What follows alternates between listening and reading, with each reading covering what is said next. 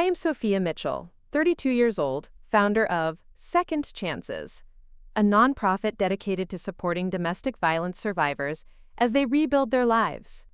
After escaping an abusive relationship myself 6 years ago, I had finally created something meaningful until my own family sabotaged everything I'd built.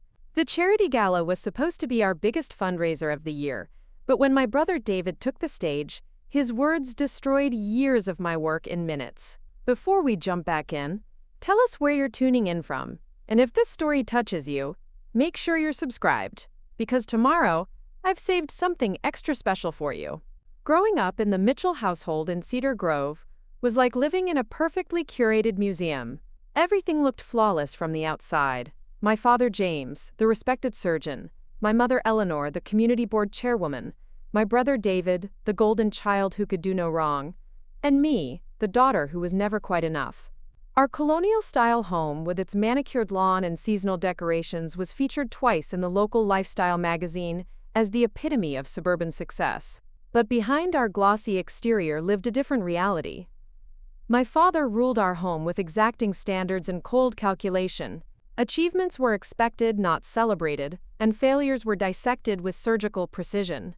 My mother enforced his vision with unwavering loyalty, her critical eyes finding flaws in everything I did while somehow missing David's shortcomings entirely.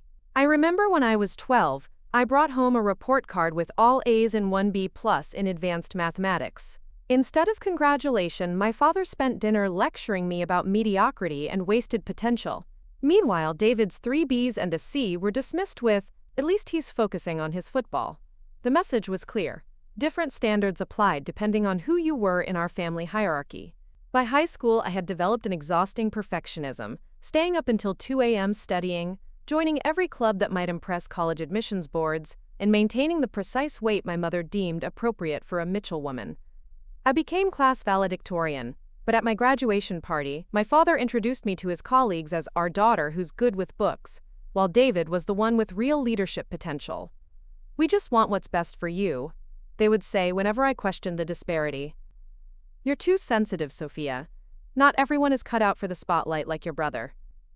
I believed them because their voices drowned out any alternative perspective I might have developed. My escape came through a full scholarship to Westridge University, 3 states, and blessed 278 miles away from Cedar Grove. My parents objected. They'd planned for me to attend my father's alma mater closer to home where they could maintain their influence. But even they couldn't argue with free tuition at a prestigious school, though they made sure to mention how the scholarship reflected on them at every social gathering for months. College offered my first taste of freedom. I made friends who valued me for myself, not as David Mitchell's sister. I explored interests beyond those deemed appropriate by my parents. And I met Ethan Williams, a charming graduate student studying international relations who seemed genuinely interested in my thoughts and ambitions. Ethan was different from anyone I'd known, attentive, supportive, making me feel like the center of his world. When my poetry was published in the university literary magazine, he framed the page and hung it in his apartment.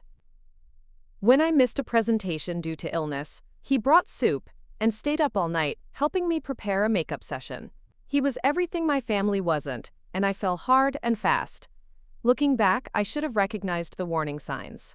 The way he gradually isolated me from my new friends, claiming they were jealous of our relationship.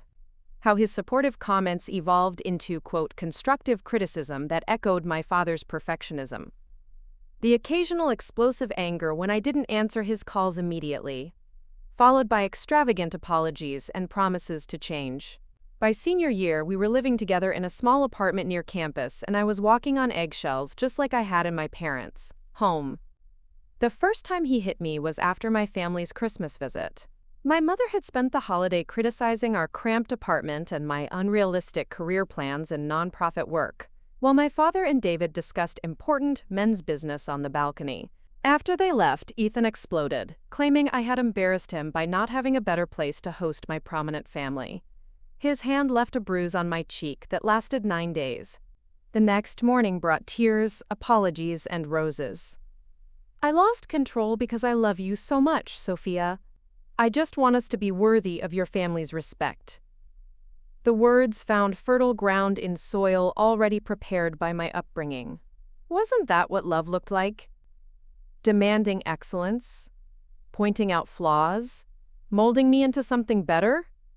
For 2 more years, I lived in a cycle of tension, explosion, and reconciliation. The physical abuse worsened, but the emotional manipulation was far more damaging. I hid bruises from colleagues at the marketing firm where I worked after graduation. I canceled plans with the few friends I had maintained. I called home less frequently, afraid my mother would hear something in my voice that would lead to uncomfortable questions, not out of concern for me, but for how a failed relationship would reflect on the family. My breaking point came on a rainy Tuesday in April. Ethan had been increasingly agitated about a male colleague who had texted me about a work project over the weekend. What began as accusatory questions escalated until I found myself locked in our bathroom, blood from my split lip dripping onto the white tile floor, while he pounded on the door threatening to teach me about respect once he got inside. For the first time, I called 911. Then, hands shaking, I called the one person I thought might help without judgment, my brother David. We had never been close, but he was family. He was also an attorney at a prestigious firm, and I thought he might know how to navigate what would come next. "You need to think carefully about this, Soph," he said after I explained the situation through tears. A domestic violence case could impact his entire future. And what would Dad say? You know how he feels about family business becoming public. Maybe you should just come home for a while until things cool down. Preparing and narrating this story took us a lot of time, so if you are enjoying it, subscribe to our channel. It means a lot to us. Now back to the story. The police arrived before I could respond. Ethan was arrested and I was taken to the hospital for documentation of my injuries. 3 broken ribs, a concussion, the split lip, and bruising across my torso. A kind emergency room nurse slipped me a card for New Beginnings, a local domestic violence support organization, while the attending physician was out of the room. "You're not alone," she whispered, "and it's not your fault." Those 7 words penetrated years of conditioning. Not my fault. Not my failure to be good enough. Not my responsibility to protect my abuser's reputation or my family's image. The next weeks were a blur of restraining orders, police statements, and finding temporary housing at a shelter run by New Beginnings. My parents' response was exactly as David had predicted. My father was furious about the public spectacle I had created.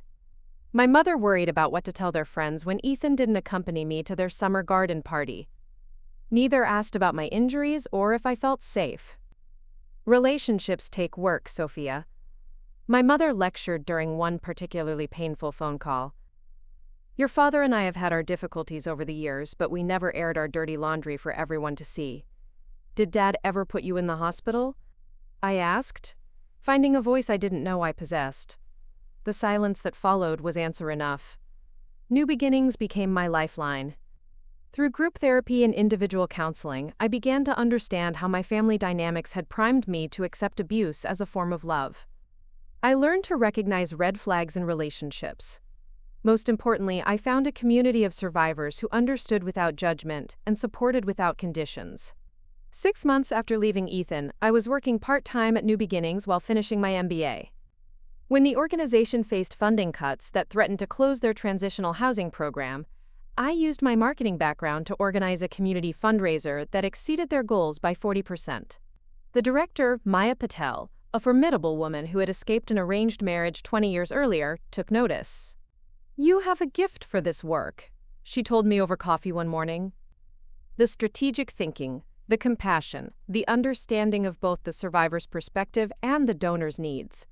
Have you considered making this your career path? I hadn't, but the seed was planted. 2 years later, after completing my MBA and gaining more experience in nonprofit management, I founded Second Chances. Our mission was to provide economic empowerment for domestic violence survivors through job training, microloans for small businesses, and partnerships with companies willing to create supportive work environments for women rebuilding their lives. The early years were challenging. Nonprofit work meant modest pay and long hours. Grant writing, donor cultivation, and program development consumed my days and nights. But for the first time in my life, I felt purposeful. The women we served reminded me daily why the work mattered. Each success story, a survivor opening her own bakery, completing a nursing degree, or simply securing safe housing for her children, fueled my commitment. As second chances grew, so did media attention. Local newspapers covered our job fair for survivors. Regional business magazines highlighted our microloan program's 97% repayment rate. Eventually, a national women's magazine featured me in their Women Making a Difference issue, with a full-page photo and a quote about rising from trauma to create meaningful change. My parents' response to my growing success was predictably complicated. My father began mentioning, quote, my daughter's charity work at hospital fundraisers, though he never actually visited our offices or met any of our clients.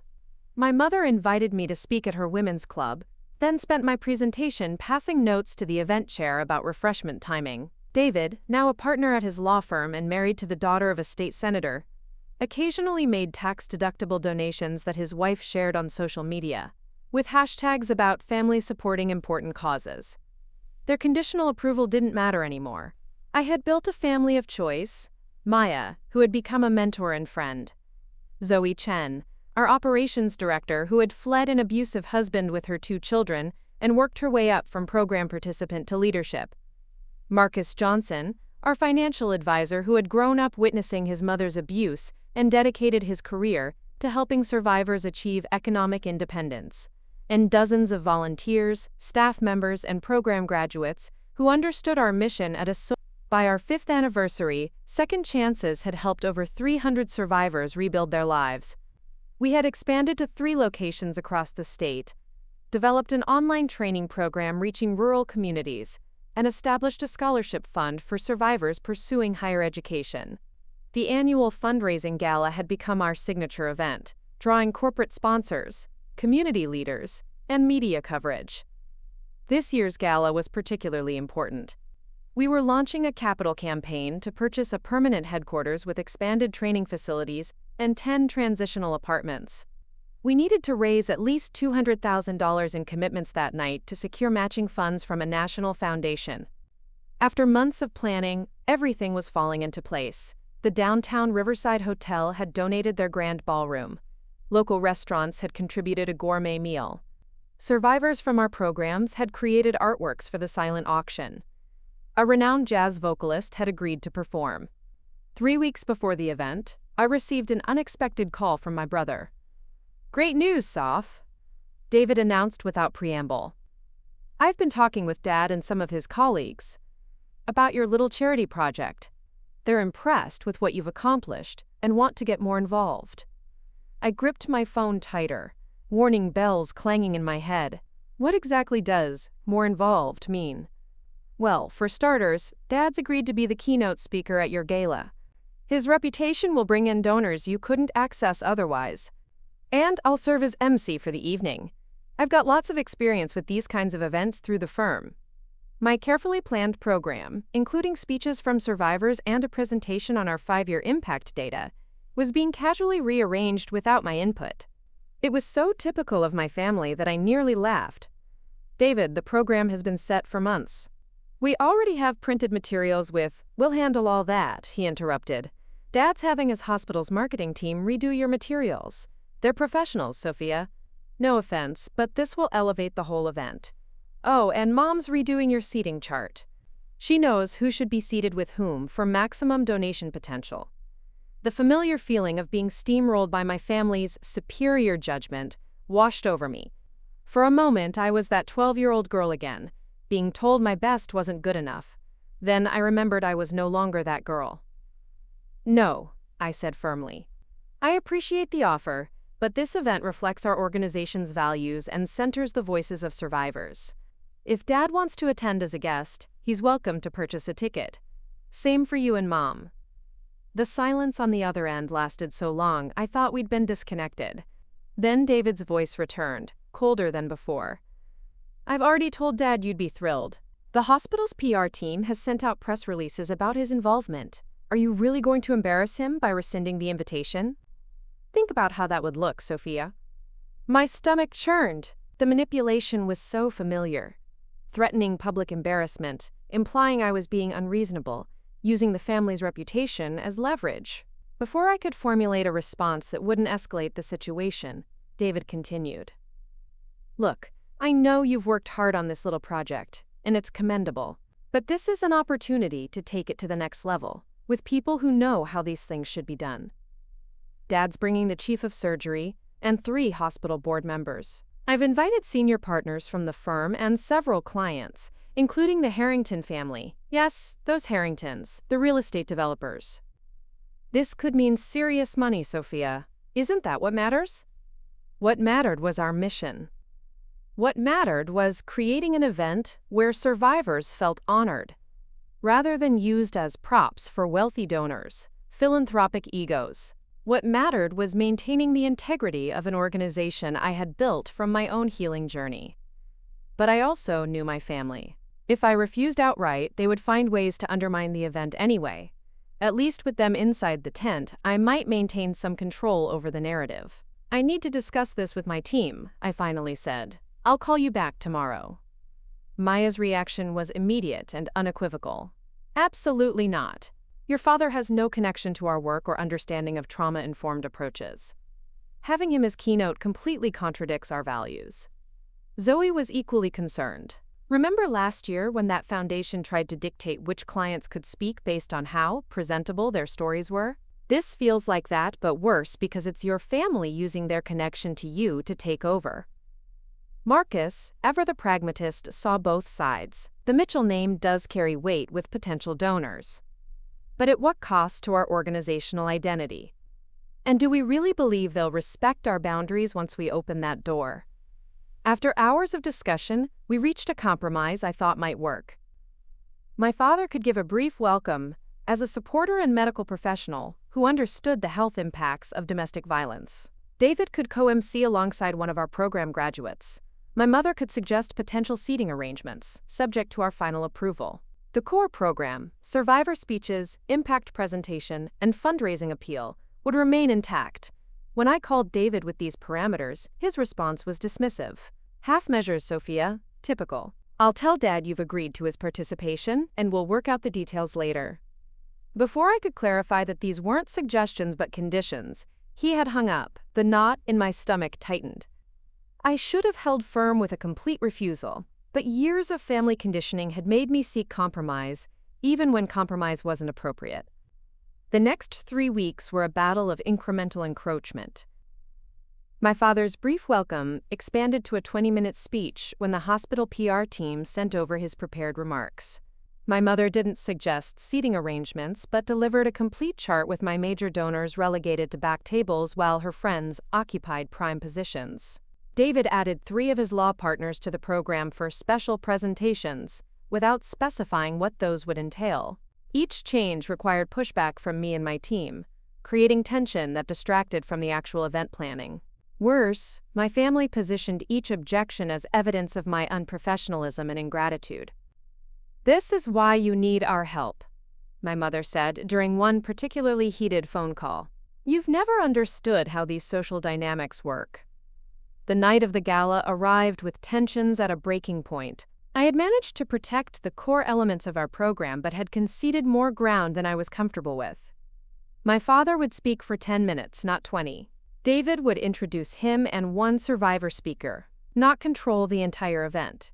My mother's seating chart had been diplomatically adjusted to balance her social engineering with our donor relationships. I arrived at the Riverside Hotel 3 hours early, wearing a midnight blue gown that projected the professional confidence I needed desperately to feel.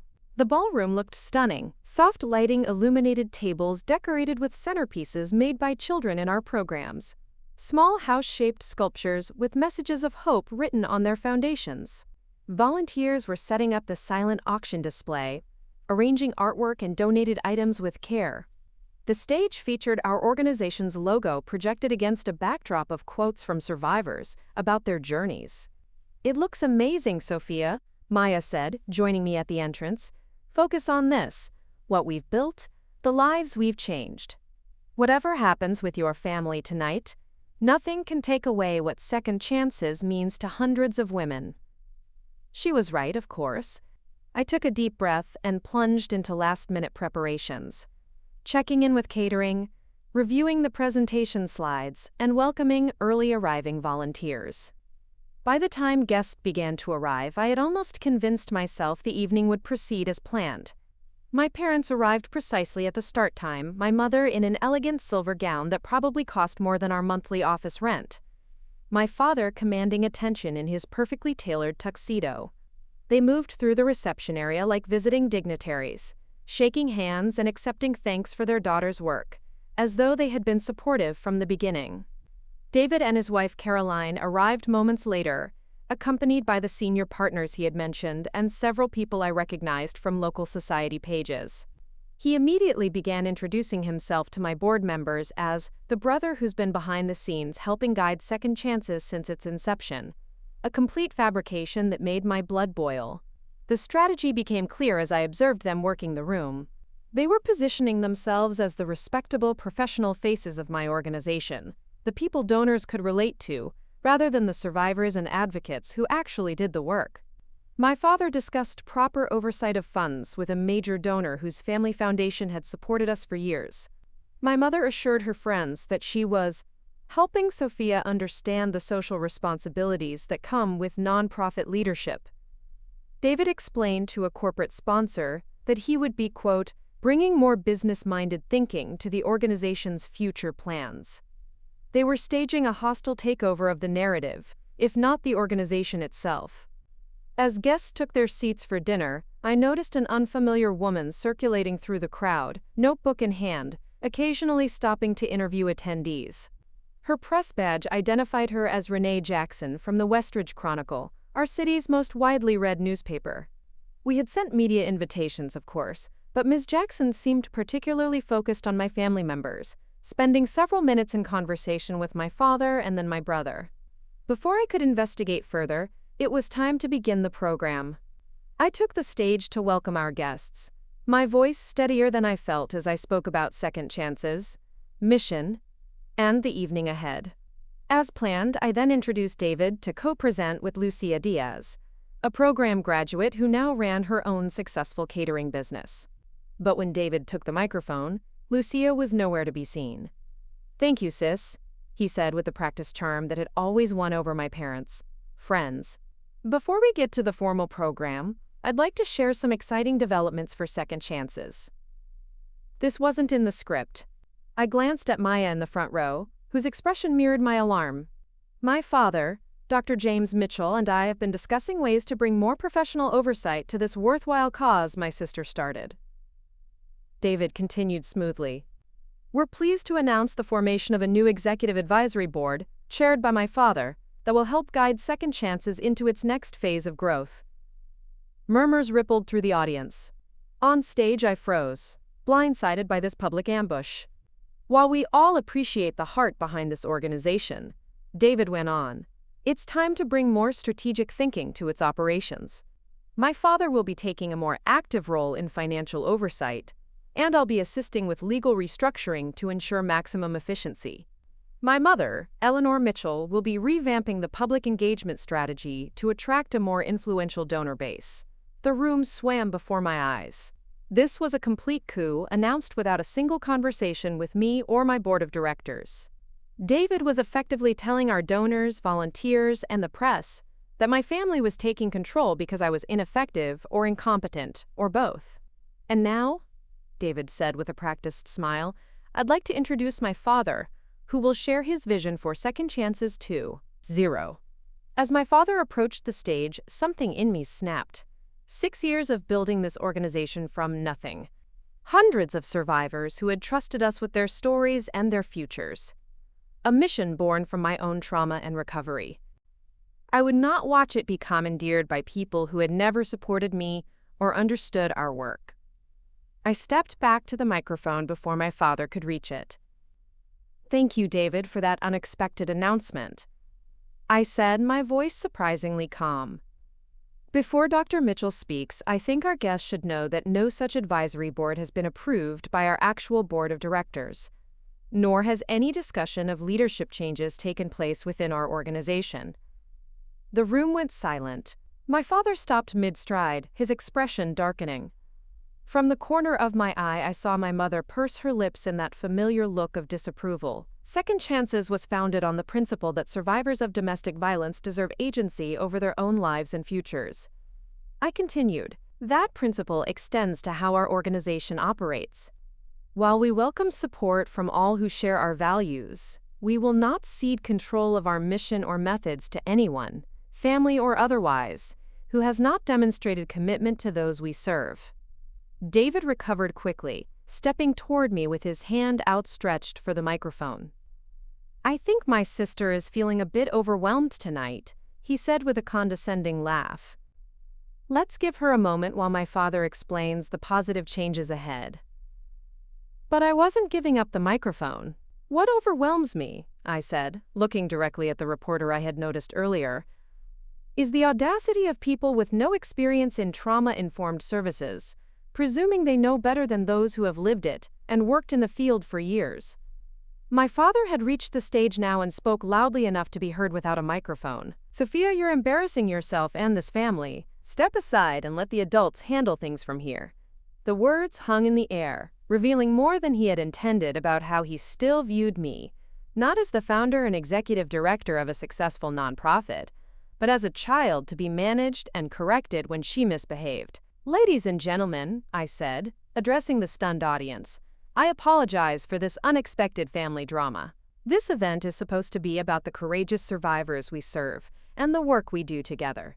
I suggest we take a brief intermission to enjoy the wonderful meal provided by our community partners, after which we'll proceed with our actual program highlighting the real experts in our work, the women who have transformed their lives through second chances. As I stepped away from the microphone, the room erupted in murmurs and uncomfortable shifting. My father stormed off the stage, my mother was already gathering her purse as though preparing to leave, and David stood frozen, his carefully crafted image of family unity shattered before his most important professional contacts. Maya met me at the bottom of the stage stairs. Conference room now, she whispered, guiding me through a side door and away from the chaos erupting in the ballroom. In the small room adjacent to the main space, my team had already gathered: Zoe, Marcus, 3 board members, and Lucia, who explained that David had told her she wouldn't be needed on stage after all. He said there was a program change, and I should just enjoy the evening as a guest, she said, indignation clear in her voice. Before we could formulate a plan for salvaging the evening, there was a knock at the door. When Marcus opened it, Renee Jackson, the reporter I'd noticed earlier, stood in the doorway. Ms. Mitchell, I wonder if I might have a word, she said. I think there's a bigger story here than the one your brother pitched to my editor. I invited Renee Jackson into the conference room, my mind racing with possibilities. Was this an opportunity to reclaim the narrative, or another trap? The reporter looked nothing like I'd expected. Mid-40s with a silver streak in her dark hair and eyes that missed nothing behind practical glasses. No flashy press personality, just quiet competence. I've been following Second Chances since you opened, she said, taking the seat I offered. What I witnessed tonight doesn't align with the organization I've researched. Your brother approached our paper last week claiming your family was professionalizing a well-intentioned but amateurish operation. He suggested an exclusive on how established community leaders were stepping in to rescue a struggling charity. The audacity was breathtaking. I would not watch it be commandeered by people who had never supported me or understood our work. I stepped back to the microphone before my father could reach it. Thank you, David, for that unexpected announcement, I said, my voice surprisingly calm. Before Dr. Mitchell speaks, I think our guests should know that no such advisory board has been approved by our actual board of directors, nor has any discussion of leadership changes taken place within our organization. The room went silent. My father stopped mid-stride, his expression darkening. From the corner of my eye, I saw my mother purse her lips in that familiar look of disapproval. Second Chances was founded on the principle that survivors of domestic violence deserve agency over their own lives and futures. I continued, that principle extends to how our organization operates. While we welcome support from all who share our values, we will not cede control of our mission or methods to anyone, family or otherwise, who has not demonstrated commitment to those we serve. David recovered quickly, stepping toward me with his hand outstretched for the microphone. I think my sister is feeling a bit overwhelmed tonight, he said with a condescending laugh. Let's give her a moment while my father explains the positive changes ahead. But I wasn't giving up the microphone. What overwhelms me, I said, looking directly at the reporter I had noticed earlier, is the audacity of people with no experience in trauma-informed services, presuming they know better than those who have lived it and worked in the field for years. My father had reached the stage now, and spoke loudly enough to be heard without a microphone. Sophia, you're embarrassing yourself and this family. Step aside and let the adults handle things from here. The words hung in the air, revealing more than he had intended about how he still viewed me, not as the founder and executive director of a successful nonprofit, but as a child to be managed and corrected when she misbehaved. Ladies and gentlemen, I said, addressing the stunned audience, I apologize for this unexpected family drama. This event is supposed to be about the courageous survivors we serve and the work we do together. I suggest we take a brief intermission to enjoy the wonderful meal provided by our community partners, after which we'll proceed with our actual program highlighting the real experts in our work, the women who have transformed their lives through second chances. As I stepped away from the microphone, the room erupted in murmurs and uncomfortable shifting. My father stormed off the stage, my mother was already gathering her purse as though preparing to leave, and David stood frozen, his carefully crafted image of family unity shattered before his most important professional contacts. Maya met me at the bottom of the stage stairs. "Conference room, now," she whispered, guiding me through a side door and away from the chaos erupting in the ballroom. In the small room adjacent to the main space, my team had already gathered. Zoe, Marcus, 3 board members, and Lucia, who explained that David had told her she wouldn't be needed on stage after all. He said there was a program change and I should just enjoy the evening as a guest, she said, indignation clear in her voice. Before we could formulate a plan for salvaging the evening, there was a knock at the door. When Marcus opened it, Renee Jackson, the reporter I'd noticed earlier, stood in the doorway. "Ms. Mitchell, I wonder if I might have a word," she said. "I think there's a bigger story here than the one your brother pitched to my editor." I invited Renee Jackson into the conference room, my mind racing with possibilities. Was this an opportunity to reclaim the narrative or another trap? The reporter looked nothing like I'd expected. Mid-40s with a silver streak in her dark hair and eyes that missed nothing behind practical glasses. No flashy press personality, just quiet competence. "I've been following Second Chances since you opened," she said, taking the seat I offered. "What I witnessed tonight doesn't align with the organization I've researched. Your brother approached our paper last week claiming your family was professionalizing a well-intentioned but amateurish operation. He suggested an exclusive on how established community leaders were stepping in to rescue a struggling charity. The audacity was breathtaking. David had been planning this ambush for at least a week, positioning himself and our parents as saviors while undermining my leadership and our entire team's work. "That's quite different from the reality," I replied, fighting to keep my voice steady. "Second Chances has a 96% success rate with program participants. Our financial audits show 82 cents of every dollar goes directly to services. We've received excellence ratings from 3 independent charity evaluators." Maya stepped forward, tablet in hand. "I can show you our annual reports and impact assessments right now." Renee held up a hand. "I've already seen them. That's what caught my attention. The disconnect between your documented success and your brother's characterization. I came tonight to see which version was accurate." She glanced toward the door. "Based on what just happened, I think I have my answer, but I'd like to hear your side." In that moment, I made a decision that would change everything.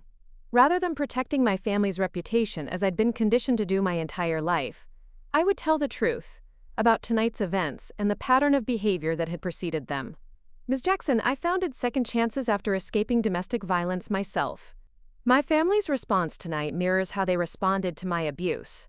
By prioritizing appearances over well-being, control over support, and their own interests over the needs of those actually affected. For the next 20 minutes, I outlined the facts. How my family had inserted themselves into the gala without understanding our mission, how they had attempted to publicly announce a takeover without any prior discussion with our board, and how their proposed changes would fundamentally alter our survivor-centered approach. The irony, I concluded, is that our organization exists precisely to help women reclaim the agency that abusers have stripped from them. Yet my family attempted to strip away my agency and that of our entire team in the name of helping us. Renee took notes throughout, occasionally asking clarifying questions but mostly listening with focused attention. "What will you do now?" she finally asked. "Your donors and supporters just witnessed a significant family dispute that called the organization's leadership into question." It was the question I'd been asking myself since walking off that stage. Outside the conference room, I could hear the muffled sounds of the gala continuing, clinking glasses, background music, the low hum of conversation. An event we had spent months planning was imploding, and with it possibly our capital campaign and the future we had envisioned for Second Chances. Zoe spoke up. "We go back out there and run the program as originally planned. We show everyone that we're professional and focused on our mission regardless of disruptions." Marcus nodded. "We need to directly address what happened, then pivot immediately to our success stories and future plans. Confidence is everything in fundraising. We can't appear shaken." "I agree," Maya added. "But Sophia, you need to set the tone. How you handle this moment will determine whether donors see this as a catastrophic family feud or a principled stand for organizational integrity." They were right. I had spent years allowing my family's judgment to undermine my confidence. I had spent years in an abusive relationship believing I deserved the treatment I received. I had spent years afterward building an organization that helped women recognize their own worth and power. It was time to fully embrace that message myself. "Ms. Jackson," I said, "I'd be happy to give you a complete interview after the gala. Right now, I need to salvage this evening for the women who depend on our services." She nodded, understanding in her eyes. "I'll be here." "And Ms. Mitchell?" For what it's worth, standing up to family can be harder than standing up to anyone else. What I saw out there took courage. With my team surrounding me, I returned to the ballroom. The atmosphere was tense, guests whispering at their tables and casting uncertain glances toward the front of the room. My parents and David were nowhere to be seen. They had apparently left rather than witness the fallout from their failed coup. I walked directly to the stage and took the microphone, surveying the crowd of donors, volunteers, community partners, and most importantly, program participants who had trusted us with their stories and their healing journeys. Ladies and gentlemen, I want to apologize for the unexpected drama this evening. As many of you know, Second Chances was born from my own experience with domestic violence and the understanding that recovery requires not just physical safety, but restoration of voice, choice, and self-determination. The room grew quiet, all eyes focused on me. What you witnessed tonight was unfortunately an attempt to override those very principles within our organization. While I never intended our gala to become a public family disagreement, perhaps there's a valuable lesson here. The dynamics that create and sustain abusive relationships don't exist in isolation. They reflect patterns that can permeate families, institutions, and communities. I took a deep breath, centering myself in the truth of what needed to be said. Second Chances remains committed to our founding mission and values. We believe survivors are the experts in their own lives. We believe healing happens when people reclaim their power, not when others claim to know what's best for them. And we believe that organizations serving vulnerable populations must model the very principles they promote. As I spoke, I noticed Lucia standing at the side of the stage, ready for her original role in the program. I gestured for her to join me. Instead of hearing from those who have no direct experience with our work, I invite you to listen to someone who truly understands the impact of Second Chances. Lucia Diaz joined our program 4 years ago after fleeing a 10-year abusive marriage with her 3 children. Today, she owns Vibrant Table Catering, which employs 4 other survivors and provided some of the delicious appetizers you enjoyed earlier. As I handed the microphone to Lucia, the audience broke into supportive applause. Her speech, about arriving at our center with $43 to her name, and how the skills training and microloan program had transformed her family's future, moved many to tears. She was followed by 2 other program graduates who shared their journeys from fear to independence.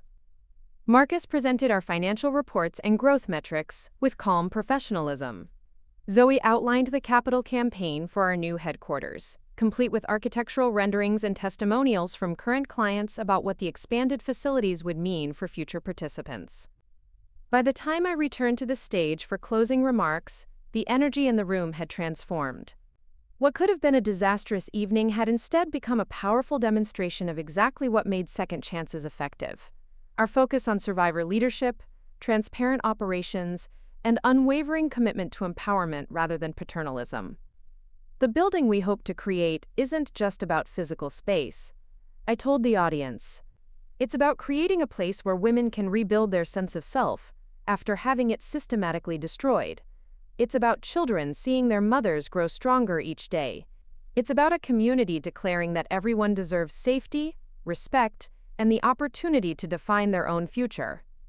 As I described our vision, I noticed Renee Jackson watching intently from a side table, still taking notes. Whatever story she wrote would shape public perception of both tonight's events and our organization as a whole.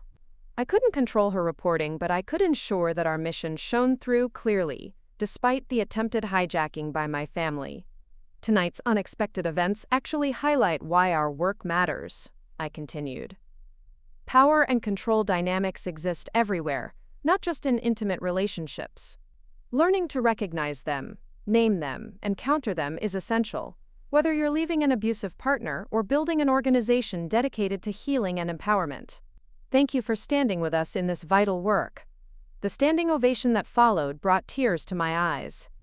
Board members, donors, volunteers, and program participants, all on their feet, affirming that they understood what we truly stood for. Even if the evening's controversy had cost us some traditional donors, it had clarified our values in a way that would ultimately strengthen our community of support. After the formal program concluded, I moved through the crowd, personally thanking guests and answering questions about the capital campaign. Several major donors pulled me aside to quietly increase their pledges, explicitly mentioning that my handling of the difficult situation had reinforced their confidence in my leadership. "Your brother actually did you a favor," one longtime supporter whispered. "Seeing you stand firm on your principles despite personal cost? That's exactly why we trust you with our donations." By the time the last guest departed, we had secured $245,000 in commitments toward our campaign goal, exceeding our target by more than 20% despite, or perhaps because of, the evening's drama. The staff and volunteers gathered for a post-event debriefing, exhausted but elated by the ultimate outcome. Maya wrapped me in a fierce hug. "I've never been prouder to work with you," she said. "You showed everyone exactly why you're the right person to lead this organization." As the team celebrated our fundraising success, Renee Jackson approached me. "Do you still have time for that interview?" she asked. "I think this story needs to be told properly." We settled in a quiet corner of the now empty ballroom. For the next hour, I shared the complete context for the evening's confrontation. My family's history of prioritizing appearances over authenticity, their dismissal of my work until it gained public recognition, and the disturbing parallel between their behavior and the control tactics used by abusive partners. "The core issue in domestic violence isn't physical harm," I explained. "It's the systematic erasure of a person's autonomy, making them believe they can't trust their own perceptions, that they need the abuser's superior judgment, that their worth depends on compliance." What my family attempted tonight was a public version of that same dynamic. Renee's questions were incisive but fair, focusing on the organizational implications rather than sensationalizing the family conflict. She seemed particularly interested in how Second Chance's survivor-led approach differed from more traditional charity models. Many well-intentioned organizations position survivors as recipients of services rather than agents of their own recovery. I told her, "We deliberately structure everything, from program design to governance, to center survivor voices and leadership. That's not just idealism. Our outcomes prove it's effective." As our interview concluded, Renee asked one final question. "Are you concerned about backlash from your family? They have significant social connections in this community." The question landed like a stone in my stomach. Of course there would be backlash. My father would leverage his position at the hospital to discredit me among medical professionals who referred clients to our programs. My mother would spread carefully crafted narratives through her social circles, painting me as unstable or ungrateful. David would ensure his law firm and corporate connections heard his version of events first. I expect they'll try to undermine me, I acknowledged. But hiding the truth to avoid conflict is exactly what keeps abusive systems intact. The women we serve risk everything to break that silence. I can do no less. After Renee left, I remained in the empty ballroom, mentally and emotionally drained. The space that had earlier buzzed with energy now felt cavernous, the remnants of our celebration, half-empty water glasses, abandoned program booklets, wilting centerpieces, somehow poignant in their disarray. My phone had been silenced throughout the evening, but when I finally checked it, the screen was filled with notifications. 3 missed calls and 5 text messages from David, ranging from demanding, "Call me immediately," to threatening, "You've made a serious mistake." One voicemail from my mother, her voice tight with controlled fury, "Your behavior tonight was unconscionable. Your father is devastated. We expect you to issue a public apology by tomorrow morning." No expressions of remorse for their attempted takeover. No acknowledgement of overstepping boundaries. Not even recognition that their actions had jeopardized a critical fundraising event for an organization serving vulnerable women. Just the familiar demand that I accommodate their feelings and priorities at the expense of my own. For a fleeting moment, old patterns of thought surfaced. Maybe I should call and try to smooth things over, find some diplomatic middle ground, preserve family relationships even at personal cost. The impulse was so ingrained that it arose automatically, a survival mechanism developed over decades. Then I remembered the women in our programs, learning day by day to recognize those same self-negating impulses and replace them with healthier boundaries. "You model what recovery looks like," Maya often told our team. "Your journey is a roadmap for theirs." I put the phone away without responding. Tomorrow would bring its own challenges, including managing whatever public relations crisis my family might create. But tonight had been a watershed moment, choosing integrity over approval, mission over manipulation, authentic leadership over imposed control.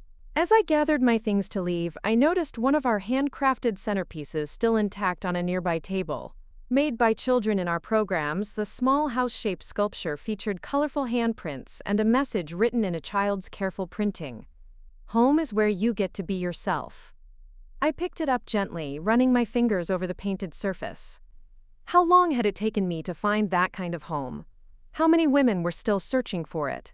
The work of second chances had never felt more vital or more personal than it did in this moment of facing down my own experience of control and coercion. Whatever came next, newspaper articles, family backlash, community whispers, I would face it with the same message we offered every survivor who came through our doors.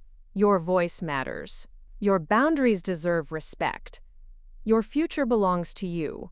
I placed the centerpiece carefully in my bag and walked out of the ballroom, not with the triumphant exit I might have imagined for our gala, but with something more valuable, the quiet certainty that I had finally, fully claimed my own second chance. The morning after the gala, I woke to the insistent buzzing of my phone, texts from board members, calls from staff, and, most notably, a message from Renee Jackson. "Story runs in tomorrow's edition.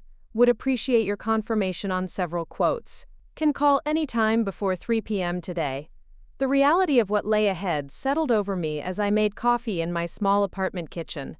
Public conflict with my prominent family. Potential damage to donor relationships.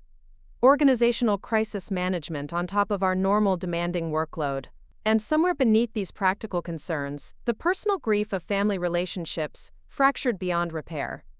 I had barely taken my first sip when my doorbell rang. Through the peephole, I saw David standing in the hallway, his expression grim.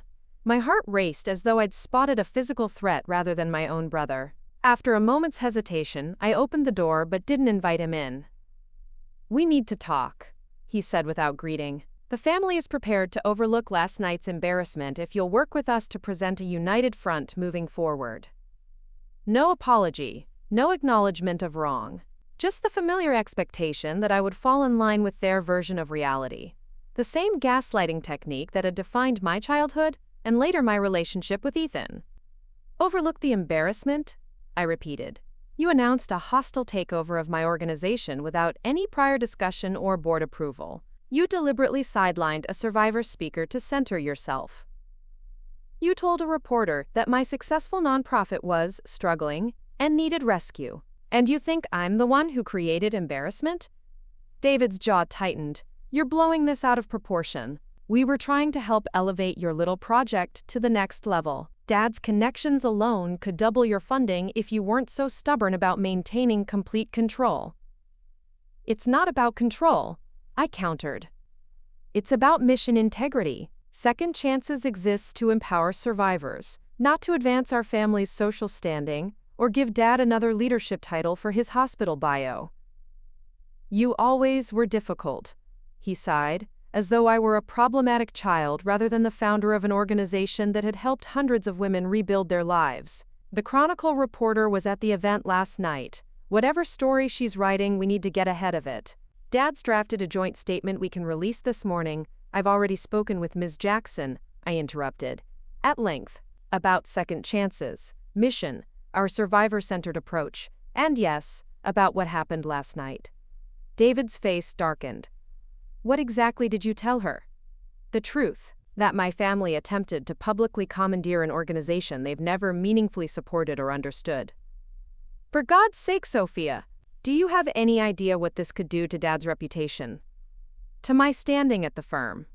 To Mom's position with her committees? You need to call that reporter right now and retract whatever dramatic version of events you shared. There it was. The hierarchy of concerns so familiar from my childhood. My father's reputation, David's career, my mother's social standing, my own needs and work relegated to insignificance in the family ledger of what mattered. I won't be calling to retract anything, I said calmly, and I won't be signing any joint statement that misrepresents what happened. Second chances deserves better. I deserve better. David's expression shifted from anger to calculation. If that's your position, you should know that Dad has already contacted several hospital board members who donate to your organization. Mom has spoken with the Women's Foundation that funds your counseling program. I've had conversations with 3 corporate sponsors. We're simply expressing concern about organizational governance issues we've observed. The threat was unmistakable. They would use their connections to strangle our funding if I didn't capitulate. It was breathtaking in its vindictiveness. Willing to damage an organization helping vulnerable women and children just to maintain control and save face. That sounds remarkably like the financial abuse patterns we educate about in our programs, I observed. Using economic leverage to punish and control when other methods fail. David flinched slightly at the comparison but recovered quickly. This isn't about punishment. It's about protecting the family from your reckless behavior. One last chance, Sophia. Sign the statement, make nice with the reporter, and we can put this unfortunate episode behind us. Standing in my doorway, facing down this ultimatum, I felt a strange calm settle over me. 6 years ago, I had left an abusive relationship, not knowing if I could survive on my own. I had built a new life, and then an organization that transformed hundreds of other lives. I had faced challenges far more daunting than my family's disapproval. No, I said simply, I won't participate in a cover-up. If you and our parents choose to retaliate against second chances because of my refusal to pretend last night didn't happen, that will be on your conscience, not mine. You always did have a flair for the dramatic, David sneered. Fine, deal with the fallout on your own. He turned to leave, then paused. When this little charity of yours collapses without proper support, don't come crying to the family for help. After he left, I leaned against the closed door, breath coming in shallow gasps. The confrontation had taken more emotional energy than I'd expected. For all my growth and healing, direct conflict with my family still triggered deep-seated anxiety, body memories of being the disappointing daughter, the one who never quite measured up to expectations. I gave myself 5 minutes to feel the fear. 5 minutes to acknowledge the very real threat my family posed to the organization I had built. 5 minutes to grieve what might have been if they had chosen to support rather than control me. Then I picked up my phone and called an emergency meeting of our board and senior staff. 2 hours later, we gathered in our office conference room, the full board of directors, Maya, Zoe, Marcus, and me.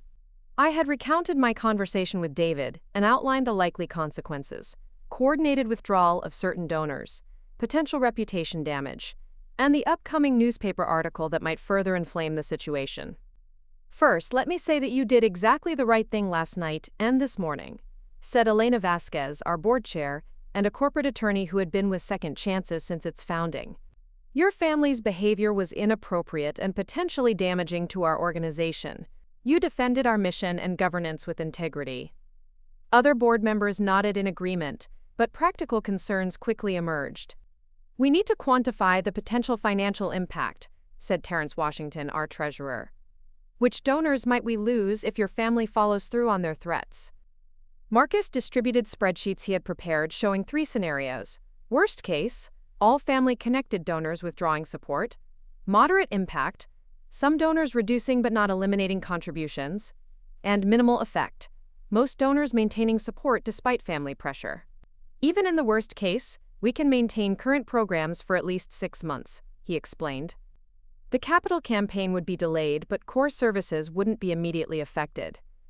"What about the Chronicle article?" asked another board member. "Any press that focuses on family drama rather than our mission could hurt us, regardless of which donors stay or go." Zoe, who handled our communications, shared her morning exchange with Renee Jackson. "Based on the questions she's asking for fact-checking, I believe she's writing a substantive piece about governance challenges in nonprofits, not just a sensational account of what happened last night. That could actually generate positive attention from donors who value transparency and mission integrity." As the discussion continued, I felt a growing sense of resolve. This organization had survived difficult times before: funding cuts during economic downturns, political resistance to our work, the challenges of the pandemic. We had always emerged stronger, more focused, more committed to the women we served. "I want to be clear about something," I said when there was a natural pause in the conversation. "If my continued leadership presents an insurmountable obstacle to our funding or community relationships, I'm prepared to step back. Second Chances is more important than any individual, including me." The offer was sincere. I would rather remove myself than see the organization crippled by my family's vendetta. But the immediate response from the board and staff was unequivocal. "Absolutely not," Elena stated firmly. "Replacing you would send exactly the wrong message, that wealthy individuals can force leadership changes by threatening funding. That's contrary to everything we stand for. Your lived experience and authentic leadership are core to our identity and effectiveness," added Dr. Kamala Patel, a board member and trauma psychologist. "Survivors trust this organization precisely because it's led by someone who understands their journey firsthand." Maya reached across the table to grasp my hand. "Second Chances exists because you transformed your own pain into purpose. We're not letting your family take that away, from you or from the women who need us." Their support was overwhelming, but practical questions remained. How would we replace potentially lost funding? How should we communicate with stakeholders about the situation? What legal protections might we need if my family's retaliation crossed certain lines? For the next 3 hours, we developed a comprehensive response plan. Marcus identified alternative funding sources we could approach immediately. Zoe drafted communications for different audiences: current donors, program participants, community partners, and the general public. Our board's legal committee outlined steps to protect the organization from potential interference. By early afternoon, we had a clear path forward, not just to weather this crisis, but to use it as an opportunity to more explicitly center our survivor-led approach in all external communications. The values that had been implicitly guiding our work would now be explicitly stated in our messaging, fundraising, and program design. This could actually strengthen our organization in the long run, Elena observed as the meeting concluded. Sometimes it takes a challenge to clarify what you truly stand for. I had just returned to my office when my phone rang with Renee Jackson's number. Taking a deep breath, I answered, prepared for difficult questions about family dynamics and organizational governance. "Ms. Mitchell," she began, "I wanted to give you a courtesy heads up. My editor has moved the story to tomorrow's front page. not just the community section as originally planned. Front page. The implication was clear. This was now considered major local news, not just a charity event gone awry. My stomach tightened with anxiety about how the increased visibility might affect second chances. "Can you tell me anything about the angle you're taking?" I asked carefully. The headline is "Power and Control When Family Dynamics Threaten Nonprofit Integrity." It examines how your organization's mission to empower domestic violence survivors was challenged by the same control tactics you teach clients to recognize. Not the sensationalized family drama I had feared, but a substantive examination of the parallel between interpersonal abuse and institutional power struggles. Still, the personal exposure would be significant. I've included extensive background on second chances, track record, and methodology. Renee continued. Your outcomes data, survivor testimonials, recognition from national organizations. The confrontation is contextualized within your organization's commitment to survivor leadership, not portrayed as merely a personal conflict. Relief washed over me. Whatever personal discomfort the article might cause, our mission and work would be accurately represented. For an organization like ours, that was what truly mattered. "Thank you for your thoroughness," I said sincerely. "One more thing," Renee added. "Your father and brother both provided statements after learning I had interviewed you. Your father called your accusations the unfortunate projections of a troubled family member. Your brother characterized the situation as a misunderstanding blown out of proportion by someone resistant to professional guidance. The dismissive language was painfully familiar, minimizing my perspective, questioning my mental stability, positioning themselves as the reasonable parties, dealing with my supposedly irrational behavior. It was textbook gaslighting, the same technique Ethan had used whenever I confronted his abuse. Those responses aren't surprising. I managed to reply. They reflect exactly the dynamic I described to you. I thought you'd want to be prepared, Renee said. For what it's worth, their statements didn't come across as they likely intended. In the context of everything else I learned about second chances and your leadership, their dismissiveness appears defensive rather than credible. After our call ended, I sat at my desk, gazing out the window at the city where I had rebuilt my life after escaping Ethan. Tomorrow, everyone who read the Chronicle would know about my family conflict, my history of domestic violence, my ongoing struggle to maintain boundaries with those who had never respected them. It was terrifying. It was necessary. It was, in its own way, a form of the transparency and authenticity we encouraged in our programs. My computer pinged with an incoming email, the day's referral list from local domestic violence shelters. 5 new women seeking economic empowerment services. 5 stories of courage. 5 journeys toward reclaiming power and agency. 5 reasons why second chances needed to weather this storm and emerge stronger. Whatever tomorrow's headlines brought, our work would continue. For these women, for hundreds of others still trapped in abusive situations, and yes, for my own continued healing, I would face whatever came next with the same message we offered every survivor. You are not alone. Your story matters, and no one has the right to write your future but you. The morning Renee Jackson's article hit the stands, I woke before dawn. Sleep had been elusive, my mind cycling through worst-case scenarios about how the public exposure would affect second chances. After tossing in bed for an hour, I finally gave up, made coffee, and ventured out to find a copy of the Chronicle. The local convenience store was just opening as I arrived. The front page made my breath catch. There was a photo of me at the gala, standing at the microphone with a determined expression, while my father and brother looked on with barely concealed anger. The headline, "Power and Control When Family Dynamics Threaten Nonprofit Integrity," stretched across the top of the page. With shaking hands, I purchased the paper and retreated to my car to read it privately. Renee had done exactly as she promised, presenting a nuanced examination of how governance challenges in nonprofits often mirror broader societal power dynamics. She had included extensive background on second chances, successful programs, survivor testimonials, with appropriate anonymity, and expert perspectives on why survivor-led organizations were particularly effective. The confrontation at the gala was described factually.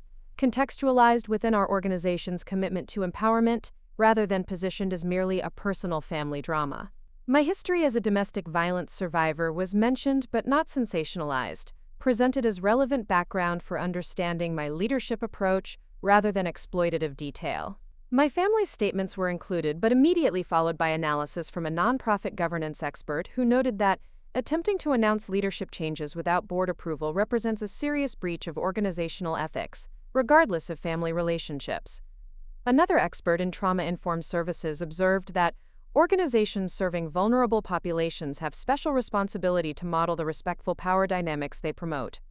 By the time I finished reading, tears were streaming down my face, not from distress but from profound relief. After a lifetime of having my reality denied or minimized by my family, having the truth publicly acknowledged felt like validation I hadn't known I needed. My phone buzzed with a text from Maya. "Have you seen it? It's everything we could have hoped for. The office phone is already ringing, with new donors wanting to support us." New donors? That was unexpected. I had been bracing for funding losses, not gains. When I arrived at the office an hour later, the atmosphere was electric. Zoe was fielding calls from community members wanting to volunteer. Marcus was tracking an unprecedented surge in online donations, over $30,000 since the paper hit stands, mostly in small amounts from first-time donors. "People are specifically mentioning the article," he reported excitedly. "They're saying things like, standing with survivors against power abuse and supporting authentic leadership." One woman donated $5,000 with the note, from someone else who had to stand up to family control. The unexpected positive response was overwhelming. For every call expressing concern about organizational stability, we received 5 expressing support for our mission and my leadership. Local businesses were reaching out to offer pro bono services for our capital campaign. 3 foundations we had never successfully engaged before requested meetings to discuss potential grants. By mid-morning, Eleanor called an impromptu board meeting to discuss the dramatic shift in our situation. As we gathered in the conference room, she smiled broadly. "I think we can officially retire the crisis management plan we developed yesterday," she announced. "This article has generated more positive attention and concrete support than any deliberate PR campaign could have achieved."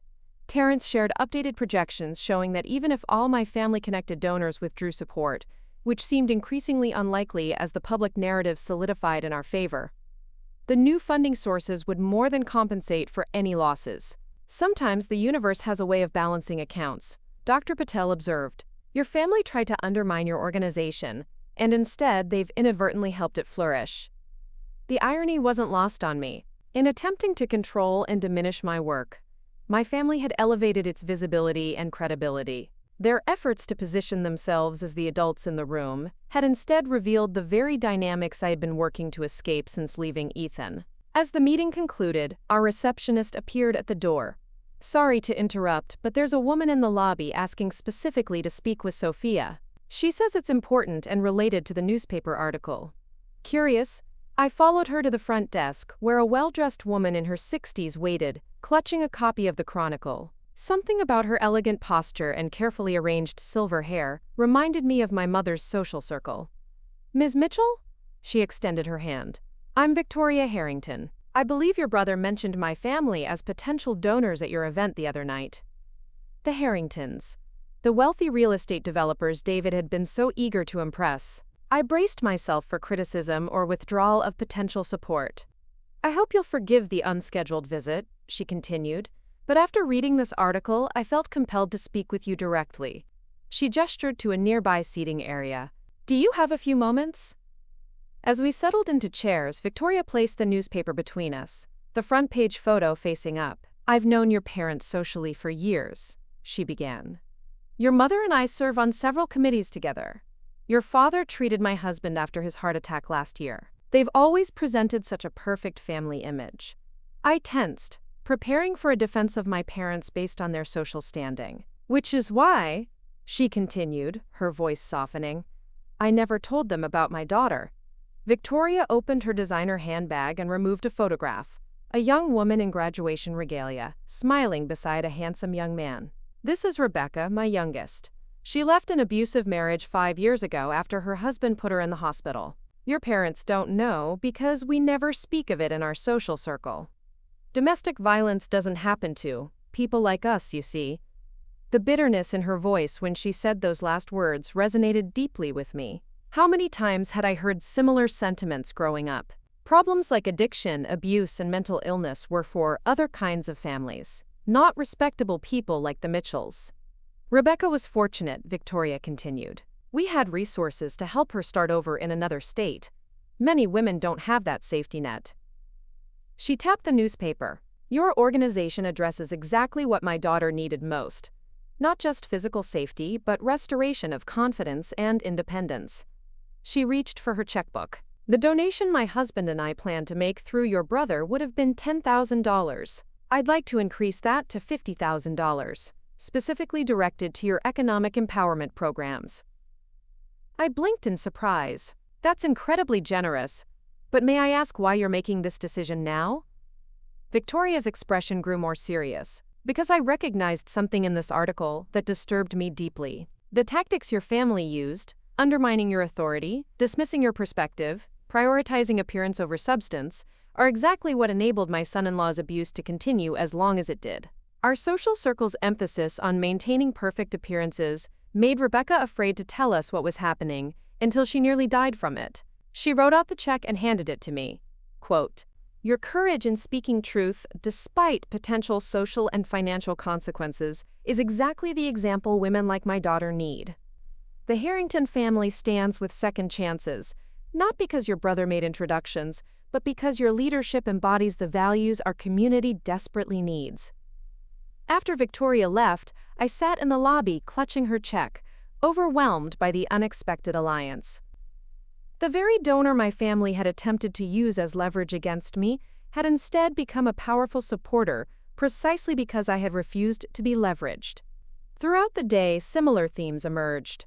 People responding to the article weren't just offering generic support, they were specifically connecting with the parallel between domestic abuse tactics and the institutional or family power dynamics they had experienced themselves. Corporate executives shared stories of pushing back against boardroom bullying. Religious leaders described challenging patriarchal structures in their denominations.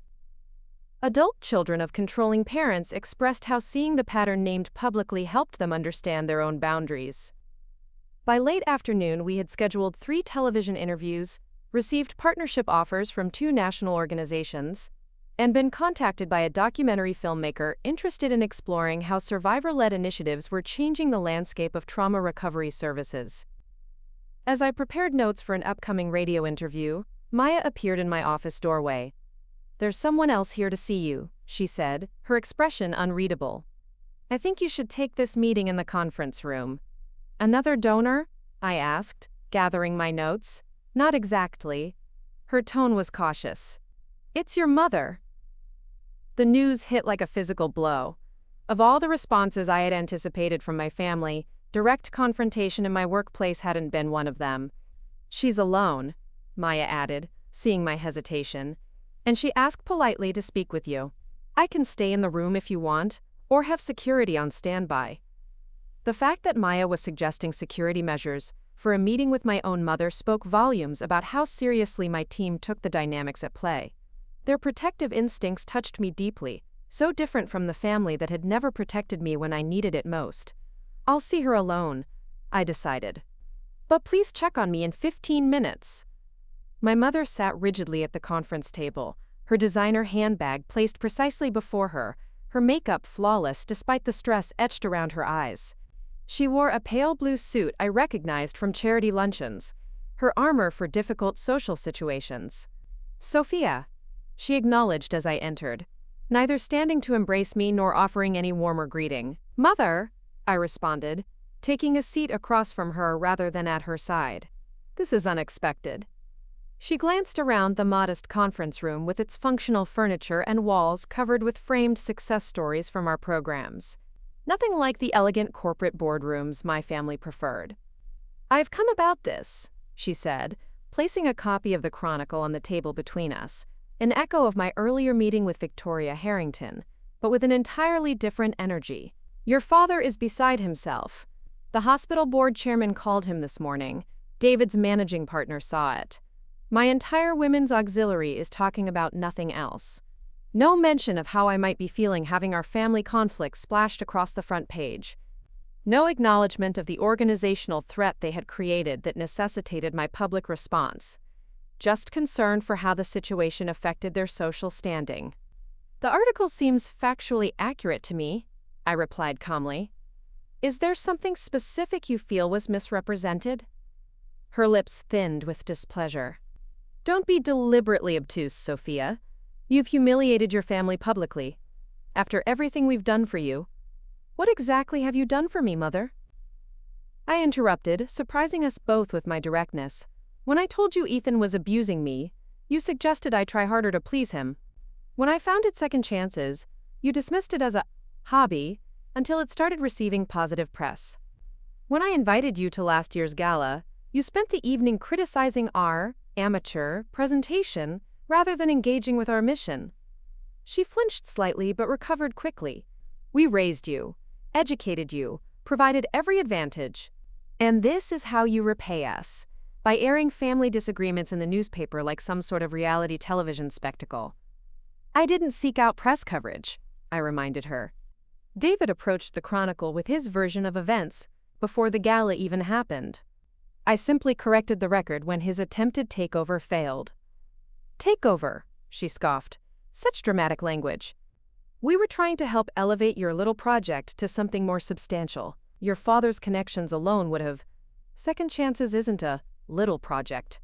I interrupted again, feeling a strength I had never managed to access in family confrontations before. We serve over 200 women annually. We have a 96% success rate in helping survivors achieve economic independence. We've been recognized nationally for our innovative approaches. We don't need elevation. We need respect for the effective organization we already are. My mother's expression hardened. Well, your stubborn pride may have cost you whatever support we might have offered. Your father has already informed several hospital board members who donated to withdraw their support. I've made it clear to my committees that your organization is not to be included in our charitable considerations going forward.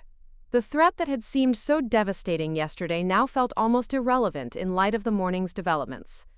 That's unfortunate, I said sincerely. Not for Second Chances. We've received more donations since the article published than we lost from your connections. But it's sad that you would punish vulnerable women to make a point in a family power struggle. Something flickered in my mother's eyes. Surprise, perhaps, that her leverage had evaporated, or possibly a momentary recognition of the ethical implications of her actions. But it vanished quickly behind her practiced social mask. I didn't come to argue about donations, she said, straightening imperceptibly. I came to inform you that we expect a public retraction and apology. Your father has drafted a statement for you to release clarifying that the events were misrepresented due to the emotional stress of the evening. The audacity was breathtaking. Even faced with public exposure of their behavior, they were still attempting to dictate my actions and control the narrative. There will be no retraction or apology, I said quietly, but firmly. The article is accurate.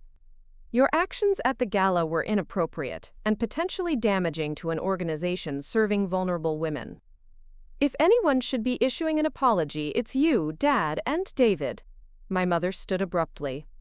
I can see this conversation is pointless. You always were the difficult child, so sensitive, so unwilling to accept guidance.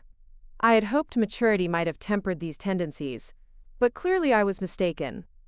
As she gathered her handbag, I felt a wave of compassion wash over me, not for her current discomfort, but for the woman who had been so thoroughly shaped by the same patriarchal systems that Second Chances worked to dismantle.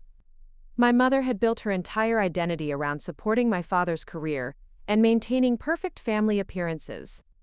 What would it cost her to acknowledge that the family image she had cultivated was built on control rather than love? Mom, I said gently as she prepared to leave. Have you ever considered that what you call difficult might actually be strong?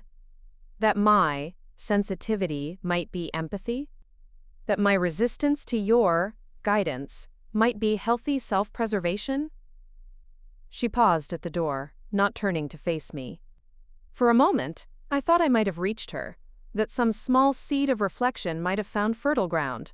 Then her shoulders squared. "Your father was right," she said coldly. "We should have sent you to that special school for troubled girls when you were 16. Perhaps then you might have learned proper respect." She walked out without another word or backward glance. The special school comment confirmed what I had long suspected. My parents had indeed considered sending me to one of those notorious behavioral modification programs that were little more than abusive detention centers for teens who didn't conform to parental expectations. Only financial considerations had prevented them from having me essentially kidnapped and reprogrammed. The realization sent a chill through me even as it validated my adult boundaries with them.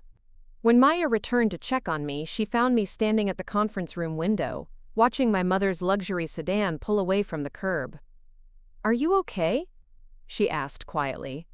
"I am," I realized, somewhat surprised by the truth of it. For the first time in my life, I think I'm completely okay with my family being exactly who they are, because I no longer need them to be anything different. Maya squeezed my shoulder. That might be the definition of true healing. The rest of the day passed in a blur of interviews, meetings, and planning sessions. By evening, our social media following had doubled.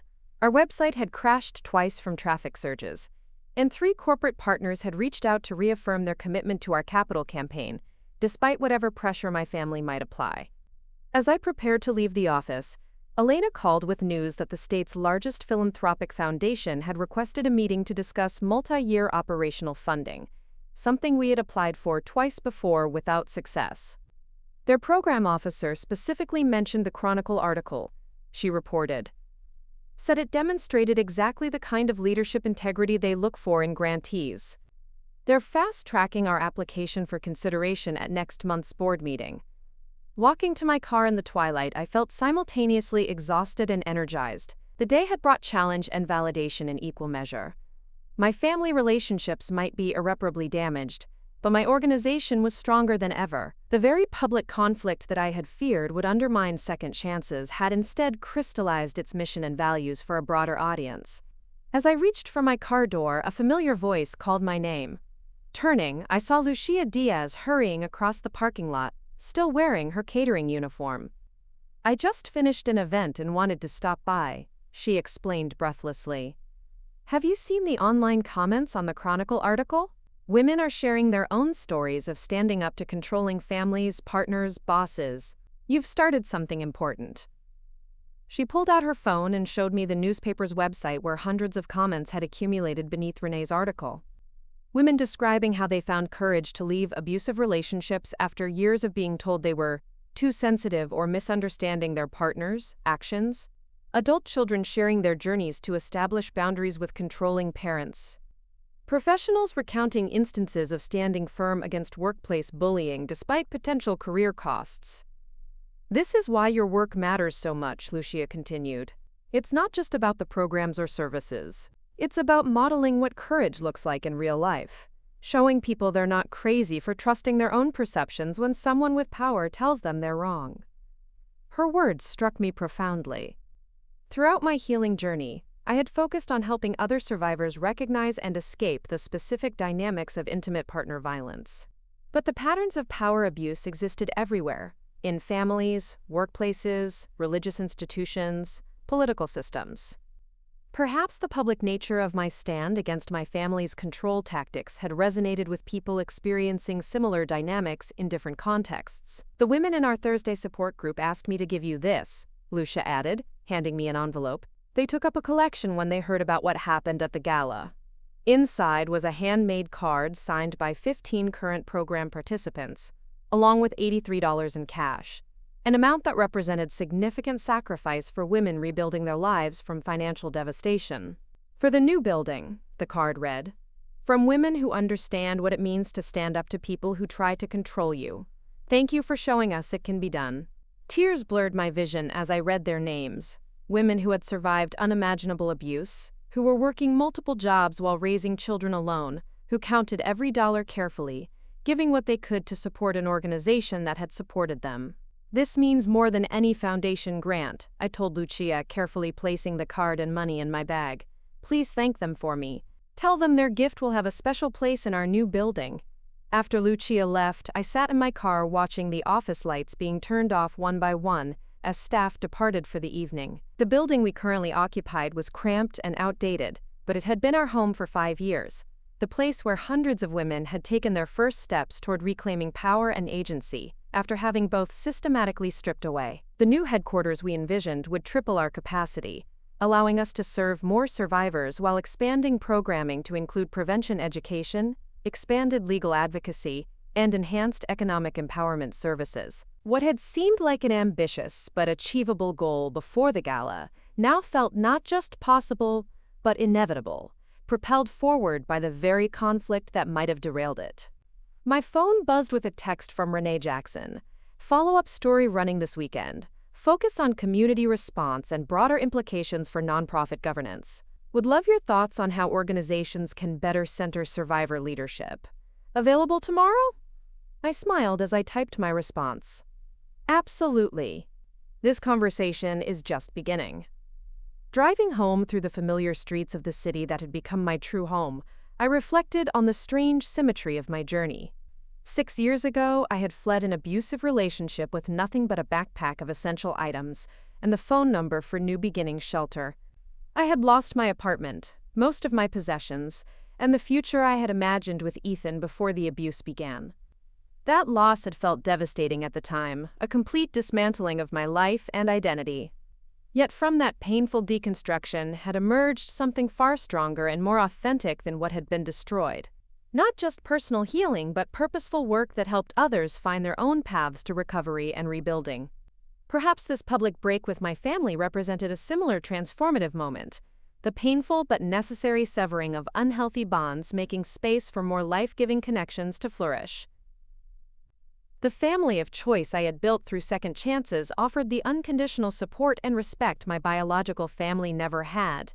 As I parked outside my apartment building, I noticed a small package leaning against my door, delivered since I had left that morning. Inside was a simple framed photograph of a sunrise over mountains and a note from Maya, "For your new office in our future building." Every dawn represents the same truth. Darkness always gives way to light eventually. I placed the frame on my small dining table and stood back to admire it. The image captured exactly what second chances represented to the women we served. The promise that after the longest night, morning always comes. That no matter how complete the darkness seems, it is never permanent. Tomorrow would bring new challenges. My family might escalate their retaliation. Maintaining the surge of public support would require strategic communication and follow-through. The capital campaign still needed significant funding to reach its goal. But for tonight, I allowed myself to simply appreciate how far we had come, how far I had come, in the journey from victim to survivor, to advocate to leader. The same resilience that had helped me escape Ethan's control would sustain me through whatever lay ahead. The same courage that had enabled me to build a new life would fuel the next phase of second chances, growth. The same authenticity that had resonated with Chronicle readers would continue to guide my leadership through public scrutiny and organizational evolution.